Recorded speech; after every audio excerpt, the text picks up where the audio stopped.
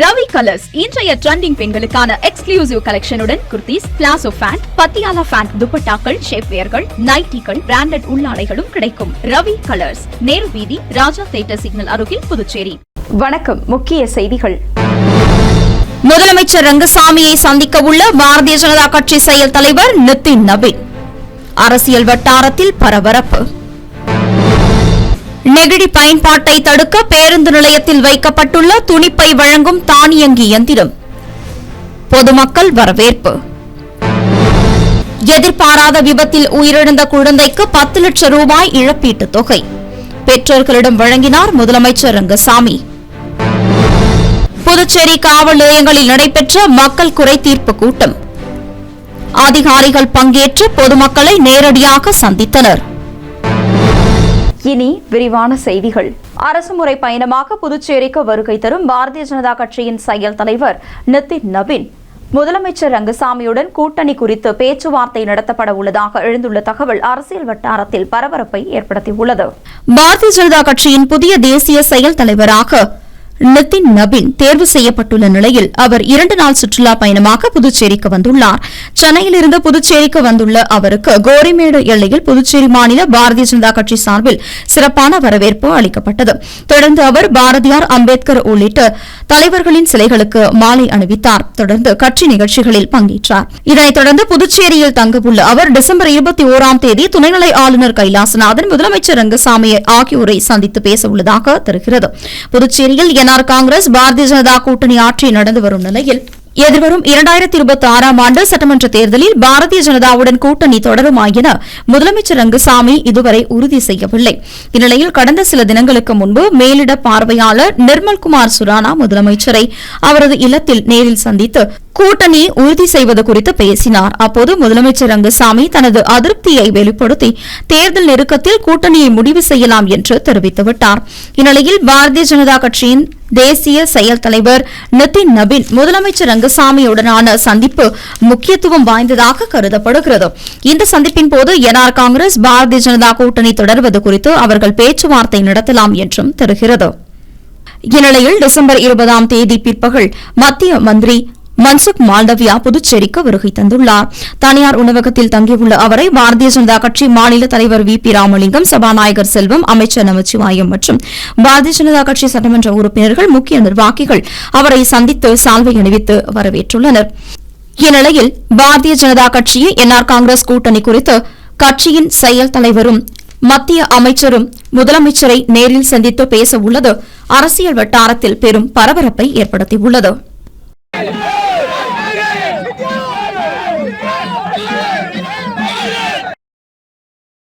நெகிழி பயன்பாட்டை தவிர்க்கும் விதமாக புதுச்சேரி பேருந்து நிலையத்தில் துணிப்பை வழங்கும் தானியங்கி இயந்திரம் வைக்கப்பட்டுள்ளது சமூக ஆர்வலர்களிடையே பெரும் வரவேற்பை பெற்றுள்ளது. புதுச்சேரியில் 14 வகையான பிளாஸ்டிக் என்று அழைக்கப்படும் நெகிழி பொருட்கள் பயன்படுத்த தடை விதிக்கப்பட்டுள்ளது. மாசு கட்டுப்பாட்டு குழும அதிகாரிகள், நகராட்சி, கொம்யூன் பஞ்சாயத்து அதிகாரிகள் அடிக்கடி கடைவீதிகளில் சோதனை நடத்தி தடை செய்யப்பட்ட நெகிழி பொருட்களை பறிமுதல் செய்து வருகின்றனர். இந்நிலையில் இது தொடர்பாக பொதுமக்களிடம் விழிப்புணர்வும் ஏற்படுத்தப்பட்டு வருகிறது. இது தொடர்ச்சியாக நெகிழி பைகளை பயன்படுத்துவதை தவிர்த்துவிடும் வகையில் தற்போது மாசு கட்டுப்பாட்டு குழுமம் சார்பில் துணிப்பை வழங்கும் தானியங்கி இயந்திரம் புதுச்சேரி புதிய பேருந்து நிலையத்தில் வைக்கப்பட்டுள்ளது. இந்த துணிப்பை வழங்கும் தானியங்கி எந்திரத்தை சட்டமன்ற உறுப்பினர் நேரு பொதுமக்களின் பயன்பாட்டிற்காக திறந்து வைத்தார். இந்த எந்திரத்தின் உள்ளே 10 ரூபாய் நாணயம் அல்லது 10 ரூபாய் நோட்டை போட்டால் உடனடியாக துணிப்பை ஒன்று வழங்கப்படுகிறது. பிளாஸ்டிக் பைகள் என்று அழைக்கப்படும் நெகிழிகளை பயன்படுத்துவதை தவிர்க்க புதுச்சேரியில் 10 ரூபாய்க்கு துணிப்பை வழங்கும் தானியங்கி இயந்திரம் பேருந்து நிலையத்தில் பயணிகளின் வசதிக்காக வைக்கப்பட்டுள்ள இந்த சம்பவம் பொதுமக்கள் மற்றும் சமூக ஆர்வலர்களிடையே பெரும் வரவேற்பை பெற்றுள்ளது. ஆதி திராவிடர் நலத்துறை மூலம் எதிர்பாராத விபத்தில் உயிரிழந்த குழந்தையின் பெற்றோர்களுக்கு புதுச்சேரி அரசு சார்பில் 10 லட்சம் ரூபாயை முதலமைச்சர் ரங்கசாமி வழங்கினார்.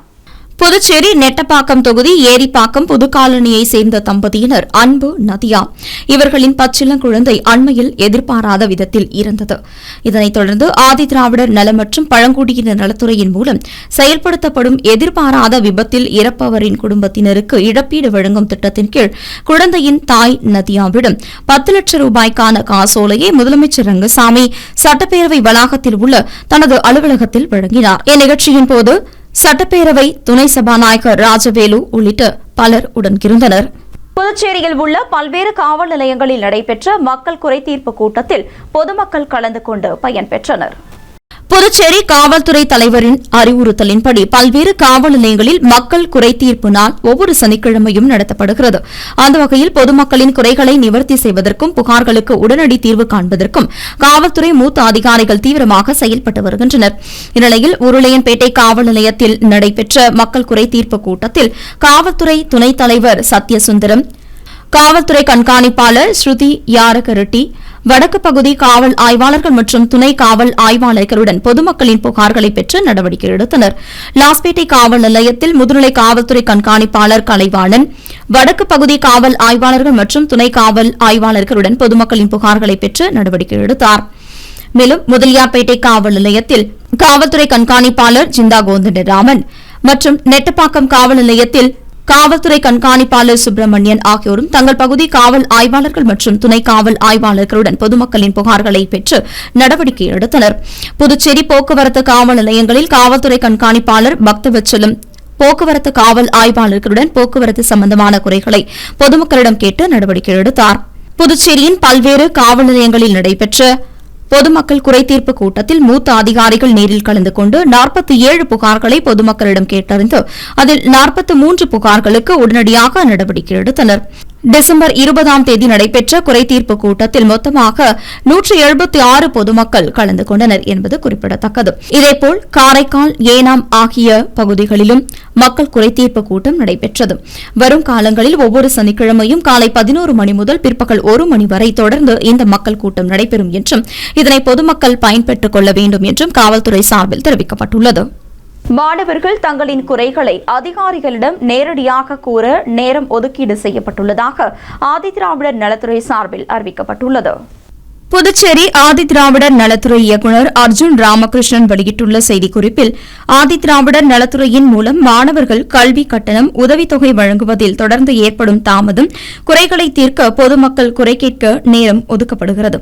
வாரந்தோறும் செவ்வாய்க்கிழமை காலை 11 மணி முதல் மதியம் 1 மணி வரை துறை இயக்குநரை நேரில் சந்தித்து குறைகளை கூறலாம் என்று தெரிவிக்கப்பட்டுள்ளது. மேலும் பிற நலத்திட்டங்களின் குறைகளை தெரிவிக்க திங்கள், புதன்கிழமைகளில் காலை 11 மணி முதல் 1 மணி வரை இயக்குநரை சந்திக்கலாம் என்றும் இந்த வாய்ப்பை பொதுமக்களும் மாணவர்களும் பயன்படுத்தி நேரடியாக துறையின் பிரிவுகளை அணுகுவதை தவிர்க்கலாம் என்று தெரிவிக்கப்பட்டுள்ளது. காரைக்கால் வேளாண் அறிவியல் நிலையத்தில் உணவு பதப்படுத்தும் அலகு திறப்பு மற்றும் விவசாயிகளுக்கு இடுபொருள் வழங்கும் விழா நடைபெற்றது. காரைக்கால் மாதூரில் உள்ள வேளாண் அறிவியல் நிலையத்தில் புதுச்சேரி மாவட்ட ஊரக வளர்ச்சி முகமையின் ரூர்பன் திட்டத்தின் கீழ் அமைக்கப்பட்டுள்ள சிறிய உணவு பதப்படுத்தும் அலகு திறப்பு மற்றும் இந்திய வேளாண் ஆராய்ச்சி கழகம், இந்திய நெல் ஆராய்ச்சி நிறுவனம், நிக்ரா திட்டம், தேசிய ஒருங்கிணைந்த பூச்சி மேலாண்மை ஆராய்ச்சி நிறுவனத்தின் பட்டியல் துணை திட்டம் மற்றும் காரைக்கால் வேளாண் மற்றும் விவசாயிகள் நலத்துறை வேளாண் இயந்திரமயமாக்கல் துணை திட்டத்தின் கீழ் விவசாயிகள் இடுபொருட்கள், இயந்திரங்கள் வழங்கும் விழாவை வேளாண் துறை அமைச்சர் தேனி ஜெயக்குமார் துவக்கி வைத்தார். தொடர்ந்து பேசிய அவர், புதுச்சேரி அரசானது விவசாயிகளின் நலன் மற்றும் விவசாய செழிப்புக்கான உறுதிப்பாட்டை வலுப்படுத்துவதில் மிகுந்த அக்கறை கொண்டுள்ளது என்றும், மேலும் விவசாயிகளுக்கு உரிய நேரத்தில் தேவைப்படும் அனைத்து விதமான உதவிகளையும் செயல்படுத்தி வருவதாகவும் தெரிவித்துள்ளார்.